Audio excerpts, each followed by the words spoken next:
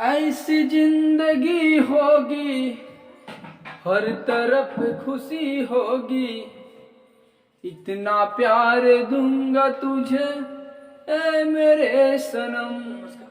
Hello दोस्तों, नमस्कार। आज का विषय है फिजिक्स और फिजिक्स में देखेंगे प्लायन वेग। तो प्लायन वेग किसे कहते हैं?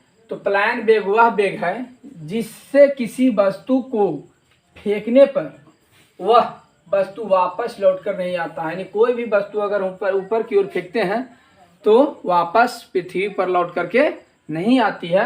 वैसा वेग जिस गति से फेंकती है उस वेग को हम क्या कहते हैं?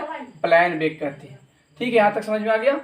अब जो ऐसे प्लायन वेग का मान फेंके जाने पर, देखिए यहाँ पर अगर लाइट के वजह से अगर दिख नहीं रहा है तो लिखा गया है प्लायन वेग का मान जो होता है फेंके जाने वाले वस्तु के, यहाँ लिखा हुआ है फेंके जाने वाले वस्तु के द्रव्यमान पर निर्भर नहीं करती है और ना ही प्रक्षेपण कोण पर निर्भर करता है। कह रहा है कि अगर प्लायन वेग का मान फेंके जाने वाले वस्तु के द्रव्यमान पर निर्भर नहीं करती है और ना ही प्रक्षेपण कोण पर, मैंने बोल रहा है कि द्रव्यमान पर भी निर्भर नहीं करती है और प्रक्षेपण कोण पर भी निर्भर नहीं करता है। कोई भी वस्तु को अगर हम फेंकते हैं प्लायन वेग से तो ना ही द्रव्यमान पर निर्भर करता है ना ही प्रक्षेपण कोण पर निर्भर करता है।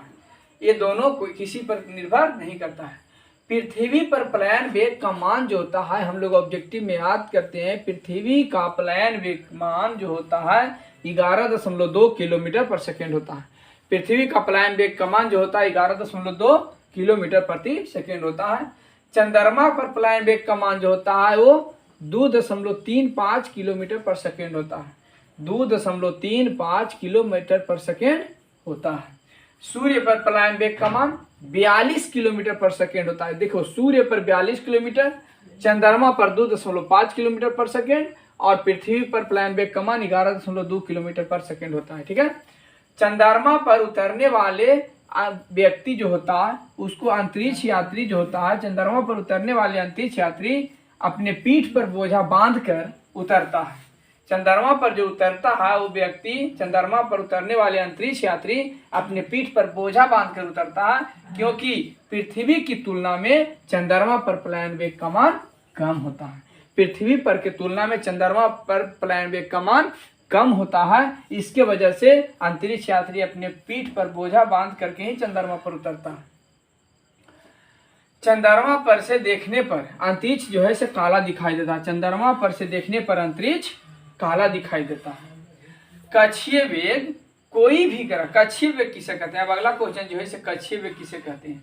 तो कोई भी ग्रह सूर्य के चारों ओर किसी कक्षा में जिस वेग से चक्कर लगाता है उसे कक्षीय वेग कहते हैं। कोई भी ग्रह अगर एक रेखा में अगर चक्कर लगाता है तो जिस रेखा में जिस कक्षा में चक्कर लगाता है उस कक्षा में जिस वेग से चक्कर लगाता है उस वेग को ही कक्षीय वेग कहा जाता है। ठीक है, ध्रुवीय वेग किसे कहते? ध्रुवीय उपग्रह किसे कहते हैं? तो वैसे उपग्रह जो पृथ्वी की नजदीक की कक्षा में चक्कर लगाते हैं, बोल रहा है वैसा उपग्रह जो पृथ्वी की नजदीक की कक्षा में चक्कर लगाता है और तो उसे ध्रुवीय उपग्रह कहलाता है। मैंने बोल रहा है कि वे उपग्रह जो पृथ्वी के नजदीक के कक्षा में चक्कर लगाता है वो ध्रुवीय उपग्रह कहलाता है। ठीक है, पृथ्वी के नजदीक की कक्षा में चक्कर लगाता है उसे ध्रुवीय उपग्रह कहते हैं। ध्रुवीय उपग्रह का कक्षीय वेग 8 किलोमीटर पर सेकेंड होता है। ध्रुवीय उपग्रह का कक्षीय वेग 8 किलोमीटर पर सेकेंड होता है तथा आवर्त काल जो होता है 84 मिनट होता है, या तो हम सेकेंड में बोलेंगे तो 50-40 यानी 5040 सेकेंड होता है।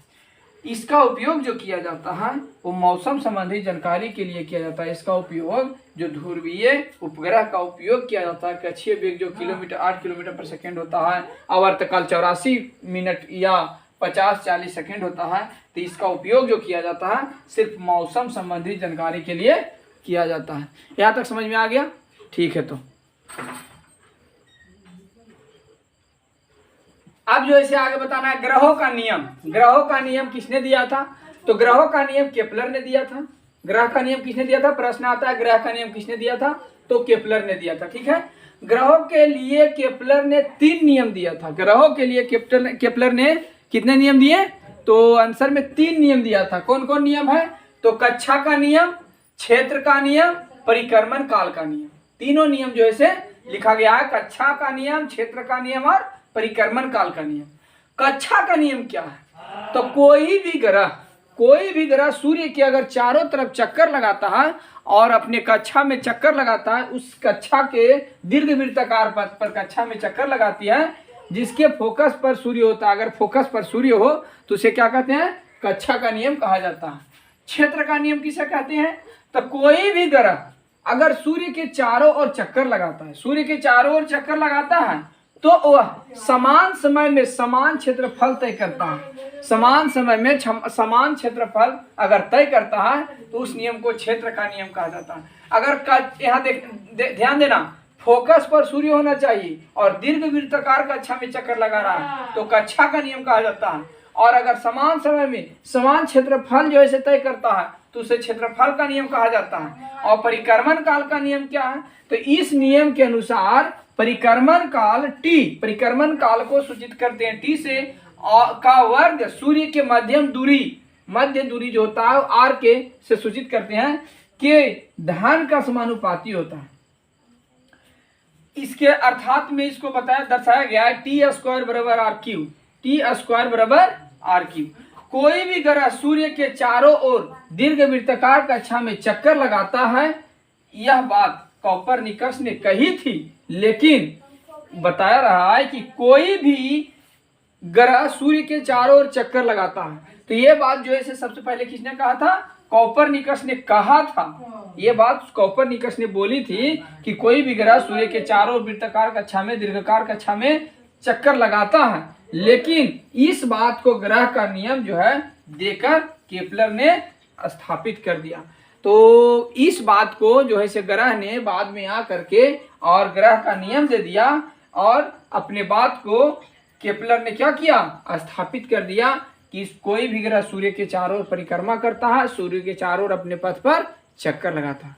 ठीक है, तो यहाँ तक समझ में आ गया होगा। ठीक है।